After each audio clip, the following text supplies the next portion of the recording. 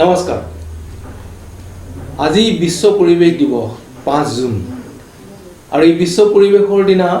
আমি গোটেই সমগ্ৰ দেশব্যাপী সমগ্ৰ বিশ্বব্যাপী আৰু আমাৰ অসমব্যাপী আমি সদায় আজি কেইবছৰমানৰ পৰা অতি ধুমধামেৰে বিশ্ব পৰিৱেশ দিৱস পালন কৰি আহিছোঁ। অসমৰ প্ৰাকৃতিক সম্পদ, অসমৰ জৈৱ বৈচিত্ৰ্য, অসমৰ গোটেই প্ৰকৃতিৰ লগত অসমীয়া মানুহৰ সম্পৰ্ক এইটো অতি বিচিত্ৰ আৰু অতি ঘনিষ্ঠভাৱে আপোন। আৰু এই আপোন জৈৱ বৈচিত্ৰ্যৰ কাৰণে, আপোন প্ৰাকৃতিক পৰিৱেশৰ কাৰণে অসমৰ মানুহবিলাক এই পৰিৱেশ সম্পৰ্কে আৰু অধিক সচেতন। আৰু সেইকাৰণে অকল 5 জুনেই নহয়, অসমৰ কাৰণে প্ৰতিটো দিৱসেই যেন একোটা বিশ্ব পৰিৱেশ দিৱস। আজি আমি বিশ্ব পৰিৱেশ দিৱস সম্পৰ্কে আলোচনা কৰিবৰ কাৰণে, কথা পাতিবৰ কাৰণে আমাৰ এই শিৱানন্দ কাকতিৰ কথাৰ মজিয়ালৈ এজন অতি বিশিষ্ট অতিথিক আমি আমন্ত্ৰণ কৰি লৈ আহিছোঁ। তেওঁ নগাঁৱৰ সন্তান, নগাঁৱৰ গৌৰৱ, ডক্টৰ পাৰ্থজ্যোতি দাস। ডক্টৰ পাৰ্থজ্যোতি দাস ভাৰতবৰ্ষৰ আৰু অসমৰ বিভিন্ন এনভাইৰনমেণ্টেল ষ্টাডিজৰ লগত অতি ওতঃপ্ৰোতভাৱে সম্পৰ্ক। তেওঁ বহুত দেশ ভ্ৰমণ কৰিছে আৰু বহু দেশ ভ্ৰমণ কৰাৰ পিছত ভাৰতবৰ্ষৰ বহু ঠাই ভ্ৰমণ কৰিছে আৰু অসমৰ বহু ঠাই চুকে কোণে ভ্ৰমণ কৰিছে আৰু প্ৰকৃতি সম্পৰ্কে, প্ৰাকৃতিক সম্পদ সম্পৰ্কে, জৈৱ বৈচিত্ৰ্য সম্পৰ্কে কোনখিনি জেগাত কি হ'ব লাগে তেওঁৰ বিষয়ে সাংঘাতিক ধৰণেৰে তেওঁৰ জ্ঞান আছে। মই তেওঁক আমাৰ এই মজিয়ালৈ আমন্ত্ৰণ জনাইছোঁ। আৰু এই এটা কথা মই ক'ব লাগিব, দুটা ঘোষণা আছে। প্ৰথমটো ঘোষণা হ'ল যে আমি যিহেতু আমাৰ যিটো প্ৰেছক্ৰাইব যিটো ডিষ্টেঞ্চ, দূৰত্ব, সেইটো যিহেতু আমি পালন কৰিছোঁ, গতিকে আমি মুখত আমি মাস্ক লগোৱা নাই। কিন্তু মই এটা কথা এই সদায় সকলোকে কওঁ যে কৰোনাৰ বিৰুদ্ধে যুদ্ধ কৰাৰ সময়ত আমি যিমানবিলাক আমাৰ ঘোষণা আছে চৰকাৰীভাৱে, ICMR হওক, জিলা ষ্টেট গভৰ্ণমেণ্টৰ হওক, ডিষ্টেঞ্চ মেইনটেইন কৰিব লাগে, মুখত মাস্ক লগাব লাগে, অদৰকাৰীভাৱে মানুহ যাব নালাগে, জুম বান্ধিব নালাগে, এই সকলোবিলাক আমি পালন কৰি আহিছোঁ আৰু সকলো মানুহে এইবিলাক পালন কৰি থকা উচিত। আৰু দ্বিতীয় ঘোষণাটো হ'ল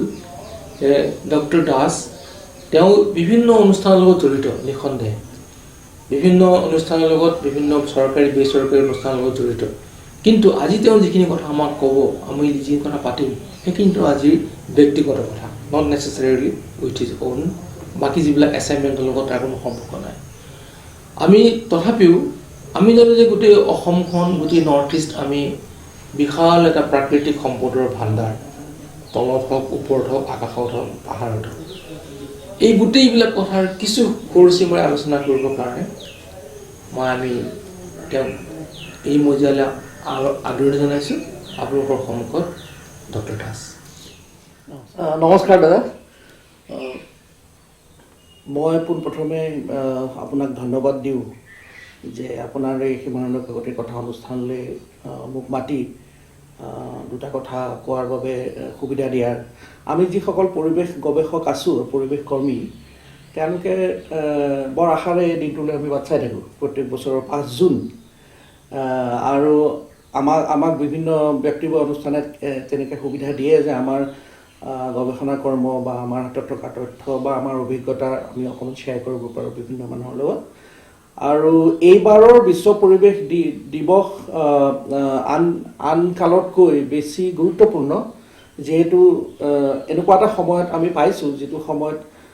COVID-19 বা যিটো অতিমাৰী, সেই অতিমাৰীৰ প্ৰভাৱত গোটেই বিশ্ব পৰ্যুদস্ত হৈ আছে। আৰু ইতিমধ্যে আপোনালোকে বহুতে জানেই যে এই কৰোনা নামৰ যিটো ভাইৰাছ আৰু তৎজনিত যিবোৰ স্বাস্থ্যৰ বিপৰ্যয় বা দুৰ্যোগ আৰু তেনেধৰণৰ অন্যান্য দুৰ্যোগ, এই সম্পৰ্কে যথেষ্ট ইতিমধ্যে এই 2 মাহতেই বৈজ্ঞানিক অনুসন্ধান হৈছে আৰু এটা আমাৰ সহমত হৈছে বিজ্ঞানী সমাজৰ মাজত যে এনেধৰণৰ পৰিস্থিতিৰ উদ্ভৱ হোৱাৰ অন্যতম কাৰণ হ'ল প্ৰকৃতি ধ্বংস। এইটো কথা মই ক'ব খুজিছোঁ যে আমি ছামাৰাইজ কৰিব পাৰোঁ এই ধৰণেৰে যে এইবিলাকৰ যিটো মানে তাৰ যিটো ছাবচিকুৱেণ্ট ৰিজাল্ট, সেইটো গোটেই বিশ্বব্যাপী পৰিৱেশৰ ওপৰত যি ধৰণৰ ধ্বংসযজ্ঞ বা যি ধৰণৰ পৰিৱেশক খুব কেয়াৰলেছলি হেণ্ডলিং উইথ দ্য এটমছফিয়াৰ, হয় সেইটো এটা ফল নেকি? সেইটোৱে এতিয়ালৈকে অৱশ্যে এই সম্পৰ্কে কিছু গৱেষণা আগতেও আছিল, নোহোৱা নহয়, কাৰণ এনেধৰণৰ ভাইৰাছৰ আগতেও প্ৰাদুৰ্ভাৱ ঘটিছে। এইটো কিন্তু অলপ বেলেগ ধৰণৰ হৈ গ'ল, বহুত বেছি হৈ গ'ল, আৰু সেইকাৰণে যিহেতু মানে আমাৰ জীৱনকালত এনেকুৱা পৰিস্থিতি দেখাই নাই, গতিকে এইটো এটা ইমাৰ্জেঞ্চি চিটুৱেশ্যন, গতিকে তাৰ যিকেইটা মূল কাৰণ সেইকেইটাৰ প্ৰতিও এতিয়া বেছি এটেনশ্যন দিছে বিজ্ঞানীসকলে, আৰু তাৰ পৰা দেখা গৈছে যে সকলো ধৰণৰ পৰিৱেশ মানে সংৰক্ষণ ভৱিষ্যতে আহিব লগা দিনত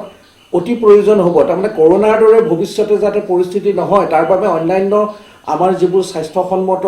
বা অন্যান্য ধৰণৰ ব্যৱস্থাবোৰতো ল'বই লাগিব, তাৰোপৰিও প্ৰকৃতি ধ্বংস নহয় যাতে, পাৰিৱেশিক আমাৰ সমতুলতা অক্ষুণ্ণ যাতে থাকে, তাৰ বাবে দুগুণে চেষ্টা কৰিব লাগিব, কাৰণ এইটোৰ লগত সম্পৰ্ক আছে। কেতিয়াবা হয় কি, আমাৰ যদি বিকাশৰ কথা কোৱা যায় না, যদি বিকাশৰ লগত প্ৰকৃতি ধ্বংস আজিকালি এটা চিনোনিমাছ হৈ পৰিছে। হয়, আমি যদি যে বহুতে কয় যে তোমাক যদি ইলেক্ট্ৰিচিটি লাগে তেনেহ'লে তুমি বিগ ডেম একচেপ্ট কৰিব লাগিব, তোমাক যদি কয়লা লাগে তুমি কয়লা, গতিকে এই বস্তুটোখিনি এটা চৰকাৰী প্ৰচাৰ তন্ত্ৰৰ এটা কথা নে এইটো নোহোৱাকেও এতিয়া ধৰি লওক ইমান বিশ্বব্যাপী যিমানবিলাক এমিশ্যন হয়, সেই এমিশ্যনবিলাক কোন দেশলৈ কিমান এমিশ্যন যায় তাৰ এটা ৰেট আছে, তাৰ এটা ৰেঞ্জ আছে, সেইবিলাকেও আমাক এটা ডাঙৰকৈ এটা পৰিৱেশৰ ওপৰত প্ৰভাৱ বিস্তাৰ কৰিছে নেকি? কৰিছে নিশ্চয়, একেবাৰে কৰিছে। আচলতে মানে মই ভাবিয়ে থৈছিলোঁ যে মই অকণমান সময় পৰিৱেশ আৰু উন্নয়ন এই দুটা কথাৰ ওপৰত মই অকণমান সময় ক'ম, বা আমি এটা মানে অকণমান আলোচনা এটা কৰিব পাৰোঁ, কাৰণ বৰ্তমান অসমত যিকেইটা ঘটনা ঘটি আছে, আমি যদি এই মুহূৰ্তত অসমত আজিৰ দিনটোত জৈৱ বৈচিত্ৰ্যৰ সম্পৰ্কে কথা ক'ব খোজোঁ, তেতিয়াহ'লে আমাৰ হাতত একেবাৰে জ্বলন্ত বিষয় কেইটামান আছে। সেইকেইটাৰ প্ৰসংগ উত্থাপন নকৰিলে আমাৰ আলোচনাটো আধৰুৱা হৈ ৰ'ব। কিন্তু সেইকেইটা মূল কথাটো হ'ল যে পৰিৱেশ আৰু উন্নয়ন এই দুটা কথাৰ ভালকৈ বোধগম্য নোহোৱাটো, আৰু এই দুটাক ইটোৰ সিটোৰ শত্ৰু বুলি ভবাৰ যিটো ভুল ধাৰণা, সেইটোৰ পৰাই অন্যতম এইটো কাৰণ। এতিয়া আপুনি কোৱাৰ নিচিনাই বহুতে ভাবে, কাৰণ সেইটো চকুৰ সন্মুখত সেইটো ঘটি আছে, ক'বলৈকো সহজ হয়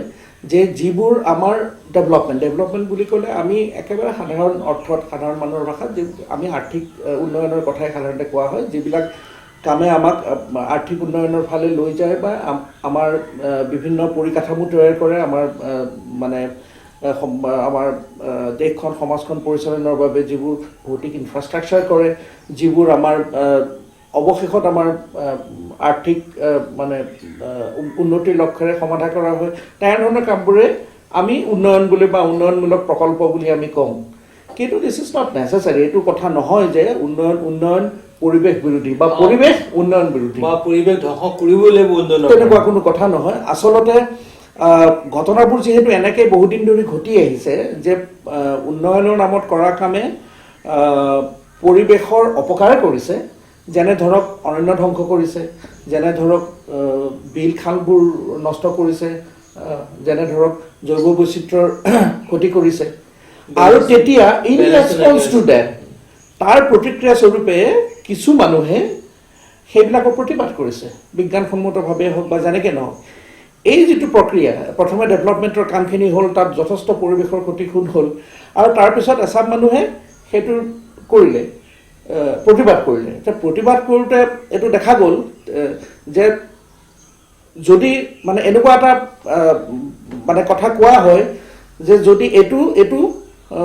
সমূহীয়াভাৱে সমাজৰ বাবে প্ৰয়োজন, হাইৱেটোৰ প্ৰয়োজন, ইলেক্ট্ৰিচিটিৰ প্ৰয়োজন, আপুনি কোৱাৰ নিচিনা এনেকৈ কয়লা খান্দিবই লাগিব, কিয়নো কয়লাৰ পৰা আমি ইলেক্ট্ৰিচিটি পাম, বা আমি এয়াৰপৰ্ট এটা বনাবই লাগিব, বা আমি কাৰ চেট এটা বনাবই লাগিব, বা তেনেকুৱা ধৰণৰ সেইটোৰ কামটোৰ লগত প্ৰকৃতিৰ পৰিৱেশৰ কোনো বিৰোধিতা নাই, কিন্তু কামটো কেনেধৰণে কৰা হৈছে তাৰ লগত আমি প্ৰকৃতি ৰক্ষাৰ বা পৰিৱেশ ৰক্ষাৰ বিৰোধিতা আহে। গতিকে এইকাৰণেই হৈছে যে আন উপায় নাই, এই কথাটো প্ৰচাৰ কৰা হৈছে বা এই কথাটো সাধাৰণতে কয়, কিন্তু সেই কথাটো সত্য নহয়। পৰিৱেশ সংবেদী উন্নয়ন খুবেই সম্ভৱ, এনভাইৰনমেণ্ট চেনচিটিভ ডেভেলপমেণ্ট খুবেই সম্ভৱ। এতিয়া আমি যিবিলাকে অকণমান ধৰি লওক আন্তৰ্জাতিক পৰ্যায়ত আমি অকণমান পঢ়া শুনা কৰিছোঁ বা দেখিছোঁ, বা আমি আলোচনাৰ বুকত আমি থাকোঁ, এতিয়া সেই পৰ্যায়ত যিটো হৈছে যে গ্ৰীণ ডেভেলপমেণ্ট বা গ্ৰীণ গ্ৰোথ, এতিয়া তেওঁলোকে কেৱল উন্নয়নৰ কথা নকয়, প্ৰকৃতি সংবেদী উন্নয়ন বা যিটো এটা বেলেগ ধৰণে যিটো সহজ শব্দ বহনক্ষম উন্নয়ন বা ছাষ্টেইনেবল ডেভেলপমেণ্ট গোটেই পৃথিৱীত পৰিৱেশ ব্যৱস্থাপনা বাবে যিবোৰ ডাঙৰ ডাঙৰ অনুষ্ঠান আছে ইউনাইটেড নেশ্যনছকে ধৰি তেওঁলোকৰ গোটেই দৰ্শনটো সেইফালে গৈছে এতিয়া আৰু তেওঁলোকক অনুসৰণ কৰি কিছুমান ডেভেলপ কাণ্ট্ৰিয়েও সেইবোৰ গম পাইছে যে আমাৰ ভৱিষ্যতৰ পৃথিৱীখনত উন্নয়ন আৰু পৰিৱেশ সংৰক্ষণৰ মাজত বিৰোধটো কমিব লাগিবই আৰু পৰিৱেশৰ সাংঘাতিক ক্ষতি নকৰাকৈও উন্নয়নৰ কামবোৰ কৰিব পাৰি এই সত্যটো স্বীকাৰ কৰি ল'লেহে কেনেকৈ কৰিব পাৰি সেই সম্পৰ্কে গৱেষণা বা আমাৰ প্ৰেক্টিছবিলাক আমাৰ বা পাইলটিংবিলাক আৰম্ভ হ'ব কিন্তু যিসকলে এইটো স্বীকাৰেই কৰি নলয় যে ডেভেলপমেণ্ট কৰিবলৈ হ'লে আমি পৰিৱেশ ক্ষতি কৰিবই লাগিব এনেই এইটো এটা সৰু ঘটনা মনত পৰিছে মোৰ যেতিয়া 4 লেন বা 6 লেনৰ যেতিয়া ছাৰ্ভে হৈছিলে ছাৰ্ভে হওঁতে সেই ইঞ্জিনিয়াৰবিলাক হওঁতে ইয়াত নগাঁৱৰ কম্পিউটাৰত আছিলে আমি কেইজনমান ল'ৰা গম পাই পেলাই তেওঁলোকক লগ পাব গৈছিলোঁ কাৰণ তেতিয়া ছাৰ্ভে হোৱাৰ লগে লগে আমি সকলোৱে গোটেই যিবিলাক জানো যে গুৱাহাটী নগাঁও কুঁৱাতে বাঁহতে কত বিশাল বিশাল গছ আছিলে কিমান ধুনীয়া প্ৰাকৃতিক দৃশ্য আছিলে তেতিয়া তেওঁলোকে এজন ইঞ্জিনিয়াৰে ক'লে যে এই গছবিলাকৰ সলনি there is a rules in national highway যে তেওঁলোকে ইকুৱেল এমাউণ্ট অফ গছ যে কোনোবা জেগাত ৰুব লাগে সেইটো ৰুলছ ৰুলবিলাকৰ সম্পৰ্কে আপোনালোকে বেছি গম পাব গোটেই বস্তুটোৰ চিষ্টেমটো ক'ত কি ধৰণে আছে এইটো ক'ৰবাত তেনেকুৱাকৈ এটা বেলেঞ্চিং ফেক্টৰ এটা থাকে নেকি চাওক কিছুমান ক্ষেত্ৰত এই কামটো কৰাৰ লগে লগে এইটো কাম কৰিবলৈ বাই মানে ল নেক্সট বাই ল বাই সাপোৰ্টিং এনেকুৱা আছে আৰু আইনত সেই কথাবোৰ মানে সোমাইছেই এইকাৰণে যে পৰিৱেশৰ প্ৰতি সংবেদনশীলতাটো আইন প্ৰণয়ন কৰা মানুহসকলৰ বাঢ়িছে বা আমাৰ গোটেই যিটো গভৰ্নেন্স ছিষ্টেম সেইটো আগতকৈ আমি কৈছোঁ 1972 চনৰ পিছতে ভাৰতত গোটেই চেতনা আহিছে যে আৰু আমাৰ যিটো মানে প্ৰশাসনিক ব্যৱস্থা তাত পৰিৱেশ সংৰক্ষণৰ কথাবোৰ লাহে লাহে তাৰ পিছৰ পৰা সোমাই আহি আছে সেইকাৰণে আমাৰ ইয়াত এতিয়া খুব ভাল এনভাইৰনমেণ্টেল ল আছে আইনত সেই কথাবোৰ আছে আৰু সেই কথাবোৰ এইকাৰণে আহিছে আগতে নাছিল আগতে ধৰি লওক আপুনি কিবা এটা কাৰণত বহুত গছ কাটি দিলে তাৰ ফলত হ'ব লগা প্ৰতিক্ৰিয়াৰ কথা বা আগতীয়াভাৱে তাৰ প্ৰভাৱ নিৰূপণ বা এনভাইৰনমেণ্টেল ইম্পেক্ট এছেছমেণ্ট যে কৰিব লাগে এই ধাৰণাবোৰ আগতে নাছিল এতিয়া আহিছে সেইবোৰ ভাল কথা কাৰণ সেইকাৰণে আমাক ৰাস্তাটো লাগিব এনভাইৰনমেণ্টেল ইম্পেক্ট আছে আমাক ৰাস্তাটো লাগিব কিন্তু আমি এনেকুৱা কিবা কৰিব পাৰোঁ নেকি যে যিকেইজোপা গছ কাটিলোঁ সেই গছকেইজোপা কিমান কম গছ কাটি আমি সেই কামটো কৰিব পাৰোঁ সেই প্ৰচেষ্টাটো নেথাকাৰ বাবে একেবাৰে সহজ সমাধানৰ বাবে আপুনি যিটো সহজ সৰল উদাহৰণ দিলে আমাৰ চকুৰ সন্মুখত ঘটি আছে ৰাস্তা বনাবৰ কাৰণে গছ কাটা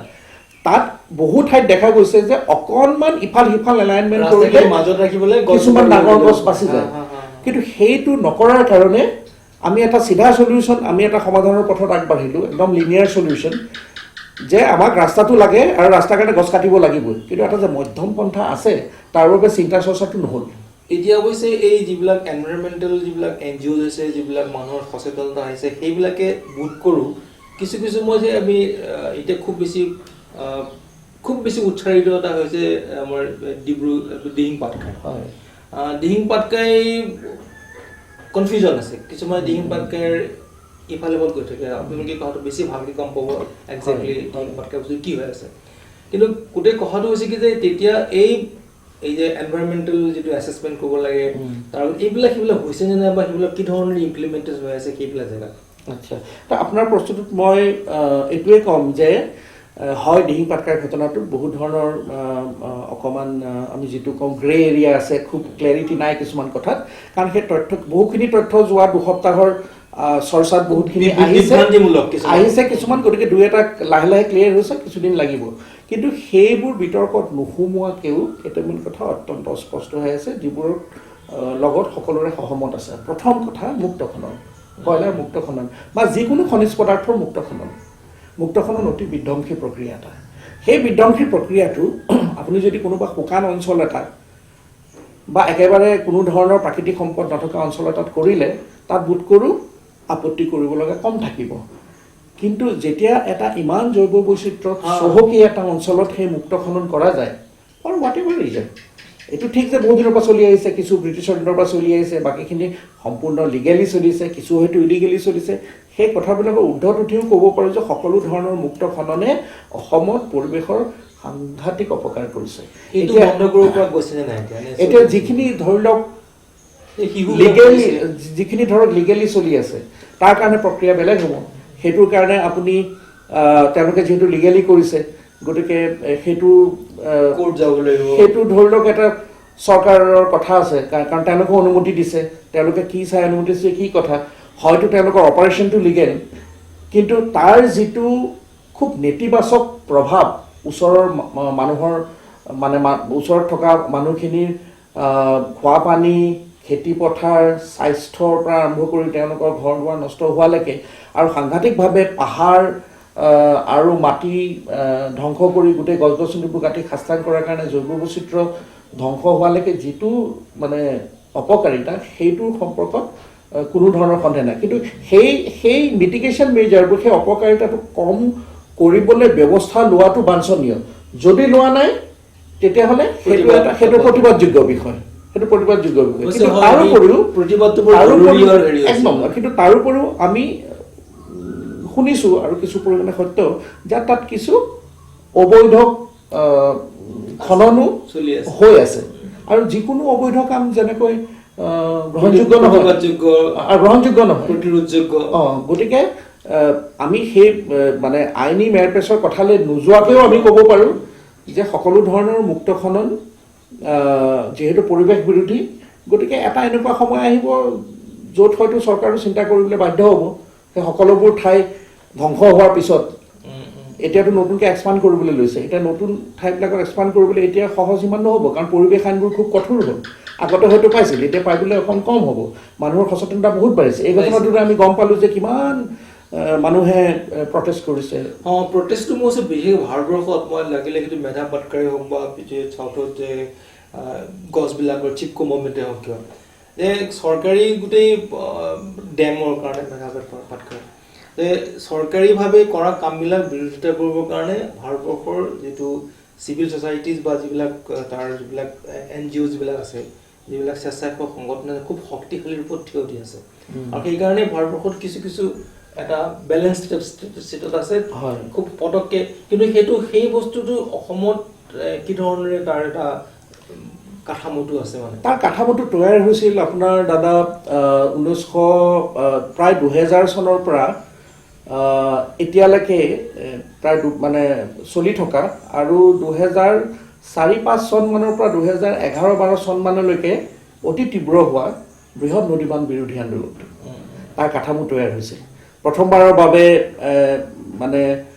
এনভাইৰনমেণ্টেল ইম্পেক্ট এছেছমেণ্ট কি বস্তু অসমৰ মানুহে গম পাইছিল বা উত্তৰ পূৰ্বাঞ্চলৰ গম পাইছিল, নদীবান্ধবিলাকে যে অপকাৰিতা আছে সেইটো কথা গম পাইছিল, সেইবিলাকৰ বিৰুদ্ধে কেনেকৈ আইনৰ আশ্ৰয় ল'ব লাগে আগতে নাজানিছিল, এতিয়া শিকিলে।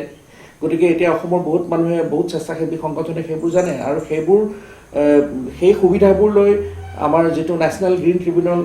তালৈ ন্যায় বিচাৰি গৈছে, সুপ্ৰিম কোৰ্টলৈ গৈছে, হাইকোৰ্টলৈ গৈছে, সেইবোৰ বিভিন্ন ঠাইত আদালতে সেই কেছবিলাক লৈছে, বিভিন্ন ৰায় আহিছে, কিছুমান ৰায় হয়তো তেওঁলোকে বিচৰা ধৰণৰ হোৱা নাই। কিন্তু তথাপি সেই আমি যিটো কওঁ যে যিটো কওঁ যে লিগেল এপ্ৰ'চ সেই কথাটো আগতে খুব কম জানিছিল। আনকি এতিয়া সেই অভ্যাসটো আহিছে। এই যে আমাৰ 4 লেনটো যে কাজিৰঙাখন ৰক্ষা কৰি লৈ গুচি যোৱা হ'ল, সেইটো এটা প্ৰতিবাদৰে ফল নেকি? সেইটো লৈতো এসময়ত আপোনালোকে জানে যে বিভিন্ন ধৰণৰ আৰু কণ্ট্ৰভাৰ্চি কেতিয়া হয়? কণ্ট্ৰভাৰ্চি তেতিয়া হয় যেতিয়া এটা মানে এনেবোৰ ক্ষেত্ৰত কি হয়, এটা ঘটনা নহ'ব লগা ঘটনা যদি হয়, যদি মনে মনে হৈ যায় বেলেগ কথা। আজিকালিতো মনে মনে হৈ গ'লেও পিছত হ'লেও প্ৰতিবাদ হয়, মানুহবোৰ খুব কনচিয়াছ হৈছে। কিন্তু ঘটনাটো যেতিয়া তেতিয়া ঘটে, আজি কোনোবাই নহয় কোনোবাই সেইবোৰ দিশবোৰ চাইছে, সেইবোৰ অপকাৰ তাৰ এটা প্ৰভাৱ পৰে। জনমতৰ আৰু বিশাল জনমতৰ যদি ডাঙৰ জনমত হয় চৰকাৰৰ ওপৰত এটা প্ৰভাৱ পৰে। কিন্তু আমি এতিয়া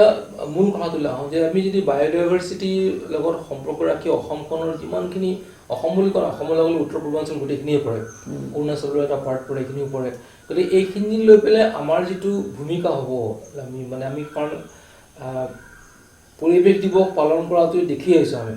যে মই সদায় কওঁ যে পৰিৱেশ দিৱস পালন কৰিলে খালি বৃক্ষৰোপণ বুজোঁ আৰু বৃক্ষৰোপণত লাখ বৃক্ষ ৰোৱা হয় আৰু তাত ইনফেণ্ট মৰ্টেলিটি বহুত থাকে, যে বহুত বৃক্ষক মানে তাৰ গুৰিতে মাৰি পেলোৱা হয় কাৰণ তাক কোনো পিছত ছাবচিকুৱেণ্ট যিখিনি ধৰণৰ প্ৰতিপালন কৰিব লাগে প্ৰতিজোপা গছক কোনো কৰাটো হ'লেও নকৰে বা নকৰা দেখা নাযায় গতিকে কোনোবা এটা যদি কেতিয়াবা যদি এটা RTI কৰা যায় যে কিমানবিলাক গছ ৰুলে যোৱা 10 বছৰত কিমানবিলাক গছ আছে এতিয়া আৰু what is the expenditure related সেইটো এটা বিষয় হ'ব পাৰে কিন্তু মই যে সাধাৰণভাৱে আমি এই অসমৰ মানুহখিনিয়ে যিবিলাক মই কৈছোঁ পৰিৱেশ সচেতনতাটোক আমি কি ধৰণেৰে আৰু ডুজ এণ্ড ডু নটছ কিছুমান থাকে না আমি মানে ছ'চিয়েলি কিমানখিনিলৈকে যাম কিমানখিনি কৰা উচিত বা কিমানখিনি কৰিবলগা আছে আমাৰ ভৱিষ্যত প্ৰজন্মত এই ধৰণৰ এটা পৰিৱেশ ৰক্ষণৰ কাৰণে মই ইয়াৰ উত্তৰত আপোনাৰ দুটা কথা ক'ম এটা কথাৰ মোৰ গোটেই টাৰ্গেট গ্ৰুপটো হৈছে যিটো আমাৰ নেক্সট য়াং জেনেৰেশ্যন তেওঁলোকৰ যথেষ্ট বুদ্ধিবৃত্তি আছে তেওঁলোকৰ খুব এনাৰ্জি আছে তেওঁলোকৰ সাংঘাতিক ছ'চিয়েল মিডিয়াৰ দখল আছে গতিকে তেওঁলোকক মানে খুব ভালকৈ আমি মেণ্টৰিং কৰি খুব ভালকৈ তেওঁলোকক মানে গাইড কৰাৰ প্ৰয়োজন আৰু সঠিক ৰাস্তাটো তেওঁলোকৰ কাৰণ তেওঁলোকৰ মানে সিমানখিনি শক্তি আছে যে তেওঁলোকে অকল কথাৰেই নক'ব হাতে কামে কৰিব কাৰণ পৰিৱেশ সংৰক্ষণটো এটা কথা আৰু চিন্তাৰ উপৰিও হাতে কামে কৰা আমাৰ কাম আৰু এতিয়া যোৱা কিছুদিন ধৰি দেখা গৈছে যে এওঁলোকৰ এনভাইৰনমেণ্টেল চেঞ্চিটিভিটিটো কিন্তু বহুত আছে তীব্ৰ খালি সেই যিখিনি তেওঁলোকৰ উদ্যম তেওঁলোকৰ যিটো কনচাৰ্ণ সেই কথাটো এটা সঠিক দিশত যদি পৰিচালিত কৰিব পৰা যায় তেতিয়াহ'লে যিবোৰ আমাৰ যিকেইটা যেতিয়াই যেনে ধৰণৰ ইছ্যু আমাৰ আহে যদি ক'ৰবাত দেখা গৈছে যে খুব অন্যায়ভাৱে পৰিৱেশৰ অপকাৰ হৈছে হয়তো সেই অপকাৰটো কম কৰিব পৰা যাব উন্নয়নৰ বাবে কিছু হ'ব সেইটো অলপ ৰিস্ক একচেপ্টেবল আমি সকলোৱে জানো এইটো এটা চাইণ্টিফিক এটা বিজ্ঞানসন্মত কথা কিন্তু সেই ৰিস্কটো যিমান পাৰি কমাব লাগিব বা সেই অপকাৰটো পৰিৱেশত যিমান পাৰি কমাব লাগিব সেইটো য'তেই নকৰে ত'তেই আমি ক'ম যে পৰিৱেশৰ প্ৰতি অন্যায় হৈছে আৰু তেনে ক্ষেত্ৰবিলাকত মই ভাবোঁ এই বাকী যিসকল জ্যেষ্ঠ আছে তেওঁলোকেতো অকণমান দেখুৱাই দিব কিন্তু এই গ্ৰুপটোৰ খুব এটা ডাঙৰ ভূমিকা থাকিব আমি প্ৰথমতে আপুনি কৈছিলে যে এই আৰম্ভণিতে যে আমাৰ বিকাশ আৰু পৰিৱেশৰ লগত এটা সম্পৰ্ক ৰাখি আগবাঢ়িব লাগিব মানে সেইটোৱে ক'ব মই কৈছোঁ যে বিকাশ আমি এই কথাটো স্বীকাৰ কৰিব লাগিব মানি ল'ব লাগিব যে বিকাশ আৰু পৰিৱেশ যিমানকৈ কোৱা হৈছে সিমানকৈ ইটো সিটোৰ পৰিপন্থী নহয় বিকাশ আৰু পৰিৱেশ একেলগে হাতত হাত ধৰি আগুৱাব পাৰে সেইটো এতিয়া তাত্ত্বিকভাৱে সকলো ফালে বিভিন্ন গৱেষকৰ গৱেষণাত সেইটো প্ৰতিস্থাপিত হৈ গৈছে আৰু বিভিন্ন উন্নত দেশত সেই সম্পৰ্কে সৰু সৰু পাইলট প্ৰজেক্ট বহুত হৈ গৈছে আৰু ভৱিষ্যতে আমাৰ ইকনমি গ্ৰীণ ইকনমিয়ে হ'ব ভৱিষ্যতে আমাৰ গ্ৰীণ গ্ৰ'থে হ'ব আৰু সেইটোৰ কাৰণে খালি এতিয়া আমি যিমান এতিয়া কোনোবাই যদি কৈছে কোনোবা ৰাজনীতিবিদে যদি কৈছে এইটো সম্ভৱ নহয় আমাক ইলেক্ট্ৰিচিটি যদি লাগে তেতিয়াহ'লে নদী বান্ধৰ কিয় বিৰোধিতা কৰিব নোৱাৰিবা তোমাক যদি মানে এটা থাৰ্মেল প্লেণ্টৰ পৰা ইলেক্ট্ৰিচিটি লাগে তুমি কয়লাৰ বিৰোধিতা কৰিব নোৱাৰিবা এইবোৰ মই ভাবোঁ অযুক্তিকৰ কথা কাৰণ আজিকালি যিটো দৰ্শন মানে পৰিৱেশ দৰ্শন তাৰ মূল কথাটো হ'ল যে আমি যদি এটা আধুনিক যুগত বাস কৰিছোঁ আমি যদি এটা সভ্যতাৰ উচ্চ শিখৰত আহৰণ কৰিছোঁ তেতিয়াহ'লে আমাৰ এইখিনি সামৰ্থ্যও থাকিব লাগিব যে আমাৰ উন্নয়নৰ প্ৰক্ৰিয়াটো আমি যিমান পাৰি কম প্ৰকৃতি ধ্বংসকাৰী প্ৰক্ৰিয়াত পৰিণত কৰিবই লাগিব কিন্তু এই কথাখিনিৰ উপৰি মই আপোনাক কৈছিলোঁ যে মই দ্বিতীয় কথা এটা ক'ম যিটো অকণমান জৈৱ বৈচিত্ৰ্য সম্পৰ্কীয় সেই কথাটো হ'ল যে জৈৱ বৈচিত্ৰ্যৰ কথা ক'লে আমি সাধাৰণতে বহুত ধৰণৰ কথাই বুজোঁ আৰু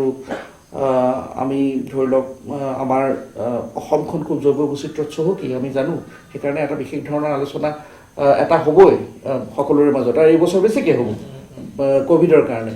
আমাৰ ইষ্টাৰ্ণ হিমালয়ান বায়'ডাইভাৰ্চিটি হটস্পটত আমি আছোঁ আমি বিভিন্ন ধৰণৰ আমি আপোনাৰ উদ্ভিদৰ ক্ষেত্ৰত আপোনাৰ মেডিচিনেল প্লেণ্টৰ ক্ষেত্ৰত কওক অৰ্কিডৰ ক্ষেত্ৰত কওক বিভিন্ন বহুত বেছি তাৰ প্ৰকাৰ বা বহুত variety different types of life forms আমাৰ ভেৰাইটিটো বহুত বেছি মানে আমাৰ ডাইভাৰ্চিটিটো বহুত বেছি আৰু সেই কথাটো আমি কিমান দূৰলৈকে আমি কিমান মানুহে মানে যদিও জৈৱ বৈচিত্ৰ্য বুলি আমি প্ৰায় কৈ থাকোঁ সেই কথাটো কিন্তু খুব ভালকৈ বুজি পোৱাটো দৰকাৰ ইনডেপ্থ এটা মানে ৰিয়েলাইজেশ্যনটো কিমান আছে সেই বুজিব লাগে দুটা কথা আহে ইয়াত এটা হ'ল যে আমি বায়'ডাইভাৰ্চিটিত চহকী আমি কৈ আছোঁ কিন্তু আমি কিমান চহকী সেই দ্বিতীয় প্ৰশ্নটো মানুহৰ মনলৈ আহিব লাগে তাৰ কাৰণে অকণমান পঢ়া শুনা কৰিলে বা অকণমান তথ্য পাতি ঘাটি চালে সেই ইনফৰ্মেশ্যনটো পাব সকলোৱে পাব তেতিয়া গম পাব যে আমি কিমান চহকী এবাৰ যদি অনুভৱ কৰোঁ কিমান চহকী তেতিয়া আমি গম পাম যে এইখিনি নষ্ট হ'লে আমাৰ কিমান ডাঙৰ নষ্ট হ'ব আৰু সেইটো বুজি পাবলৈ হ'লে আমি সাধাৰণ মানুহৰ মাজত খুব সাধাৰণ ধৰণে আমি প্ৰচাৰ চলাব লাগিব বা আমি যেটো কওঁ আমি তেওঁলোকৰ কনচিয়াছ কৰিব লাগিব উদাহৰণ হিচাপে মোৰ মনলৈ আহে যে এঘৰ অসমীয়া মানুহৰ এঘৰ গাঁৱৰ অসমীয়া মানুহৰ এসাঁজ ভাত তেওঁলোকে কি খায় সেইটো এটা সেই গাঁওখনৰ আৰু অসমীয়া সমাজৰ জৈৱ বৈচিত্ৰ্যৰ এটা ডাঙৰ চেম্পল আৰু আমি যদি সেইটোকে ষ্টাডি কৰি থাকোঁ একমাহ ধৰি এঘৰ মানুহে দিনত কি খাইছে ৰাতি কি খাইছে সেই যিটো তেওঁলোকে খাইছে সেই তাৰ উপকৰণবোৰ যদি আমি যদি চিম্পলি লিষ্টিঙো কৰি যাওঁ মধুসোলেং ভেদাইলতা কচু ঢেকীয়া চব লৈ পেলাই মানে হাউ এনৰিচ উইথ ভিটামিনছ একেবাৰে গতিকে অসমীয়া মানুহক জৈৱ বৈচিত্ৰ্য বুজাবলৈ হ'লে ইনক্লুডিং খাৰ বুজাবলৈ হ'লে আমি সেইবোৰ কথাৰ অৱতাৰণা কৰিব লাগিব দুটা কাৰণত এটা হ'ল যে সেই বৈচিত্ৰ্যটো ইমান চহকী আৰু সেই বৈচিত্ৰ্যৰ জ্ঞানটো আমাৰ দৰকাৰ কিন্তু তাৰ লগত আমাৰ পৰম্পৰাগত জ্ঞান বা ট্ৰেডিশ্যনেল নলেজটো জড়িত হৈ আছে গতিকে আমি জৈৱ বৈচিত্ৰ্যটো বোধকৰি এনেকৈ বেছি ভালকৈ বুজাব পাৰিম আজিকালি ল'ৰা ছোৱালীক যে আগতে অসমত 40 বিধ ধান পোৱা গৈছিল এতিয়া বোধকৰো আমি 15-20 বিধতকৈ বেছি সাধাৰণতে প্ৰচলিত নাই এতিয়া কোনকেইটা কমি গ'ল এতিয়াও আমাৰ গাঁওবিলাকত সেই গোটেই আটাইবোৰ ধানৰ নাম জানা মানুহ আছে কিন্তু আমি নাজানো গতিকে আমাৰ হাতত সেই জৈৱ বৈচিত্ৰ্যৰ ইনফৰ্মেশ্যনটো যদি নাথাকে প্ৰসাদ ভোগ বুলি ধান এটা আছিলে প্ৰসাদ ভোগ হয় হুলুকি বুলি ধান এটা আছিলে হয় কিন্তু প্ৰসাদ ভোগটো হৈছে এই পিছত ৰিপ্লেচ উইথ আইজং এইখিনি কথা যে ভেৰাইটিটো আমাৰ কিমান আছিলে অসম আৰু নৰ্থ ইষ্ট ইণ্ডিয়া চাইট্ৰাছ ফুড বা টেঙা জাতীয় ফলত অত্যন্ত চহকী কিমান বিধ টেঙা আমাৰ আছিলে কিমান বিধ টেঙা এতিয়া আমি নামেই নুশুনো বা আমাৰ নতুন প্ৰজন্মই নামেই শুনা নাই গতিকে সেইটো যদি অনুভৱ কৰিব পৰা যায় যে আমাৰ 32 বিধ আছিলে আমি 12 বিধৰ নাম জানো তাৰমানে 20 বিধৰ আমি নামেই নাজানো আৰু যদি নোহোৱা হৈ যায় এইটো কিমান ডাঙৰ সেইবিলাক আমাৰ বৈভৱ আছিলে আমাৰ এছেটছ আৰু ৰিচোৰ্চেছ গতিকে সেইখিনি এটা মানে লোকেলাইজড আমি সেইপিনৰ পৰা আমি ডাঙৰকৈ সমৃদ্ধ আছিলোঁ এই সমৃদ্ধিটো আমাৰ আছে এতিয়াও কিন্তু সেইটো লাহে লাহে আমি যদি সেই তথ্যখিনি আমি আমাৰ হাতলৈ নানো এই তথ্যটো জ্ঞানত পৰিণত নকৰোঁ হেৰাই যাব আৰু এবাৰ হেৰাই যোৱা মানে আৰু সেই এটা মানে আমাৰ ইয়াত এটা আমাৰ এনভাইৰনমেণ্টেল চায়েন্সত এটা কথা আছে বায়'ডাইভাৰ্চিটি হেৰাই যোৱা মানে কালচাৰেল নলেজ হেৰাই যোৱা সেইটো মই বুজিলোঁ এইটো এটা একদম পূৰা একেবাৰে আমাৰ গ্ৰাছ ৰুট লেভেল বুলি যিটো ক'লোঁ কিন্তু ইয়াৰ পিছত হয় কি আমি যেতিয়া